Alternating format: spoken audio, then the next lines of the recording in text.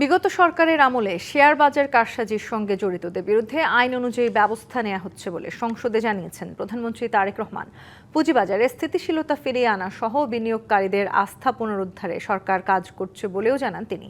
এছাড়া কৃষি, শিক্ষা সহ বিভিন্ন খাতে সরকারের পদক্ষেপ ও পরিকল্পনা তুলে ধরেন প্রধানমন্ত্রী।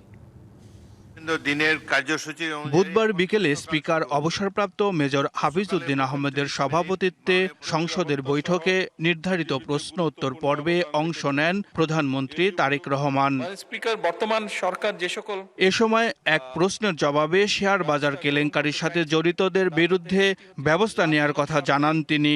পাশাপাশি পুঁজিবাজারে বিনিয়োগকারীদের আস্থা ফিরিয়ে আনতে সরকারের পদক্ষেপ তুলে ধরেন। ধারাবাহিকভাবে শেয়ার মার্কেটের পতন ঘটিয়ে হাজার হাজার বিনিয়োগকারীদের নিঃস্ব করার জন্য যারা দায়ী তাদের চিহ্নিত করা সহ তাদের বিরুদ্ধে আইনানুগ ব্যবস্থা গ্রহণে বর্তমান সরকার পরিকল্পনা গ্রহণ করেছে।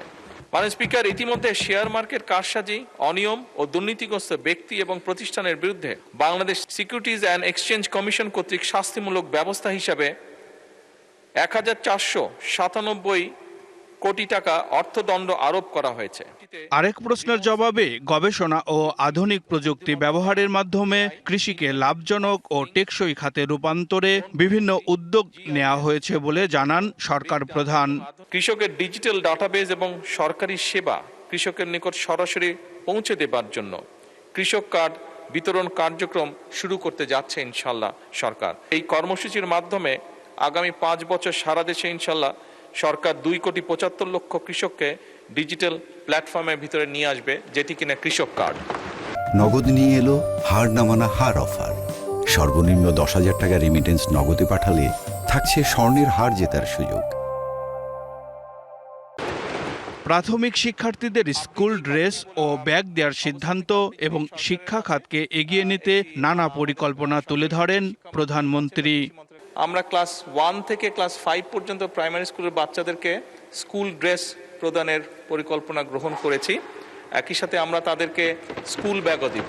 সমগ্র বাংলাদেশের সরকারি প্রায় 65,000 প্রাথমিক বিদ্যালয় আছে। ক্লাস 1 থেকে 5 পর্যন্ত 1,20,00,000 বাচ্চাকেই আমরা এইটার ভেতরে এই পরিকল্পনার ভিতরে নিয়ে আসবো পর্যায়ক্রমে। শিক্ষকদের মান উন্নয়ন, বন্ধ কলকারখানা চালু, নারীর ক্ষমতায়ন সহ বিভিন্ন খাতে সরকারের পদক্ষেপের কথা উঠে আসে প্রশ্নোত্তরে। মাধ্যমে সরাসরি তালিকাভুক্তকরণে আবু খালিদ, ডিবিসি নিউজ, ঢাকা।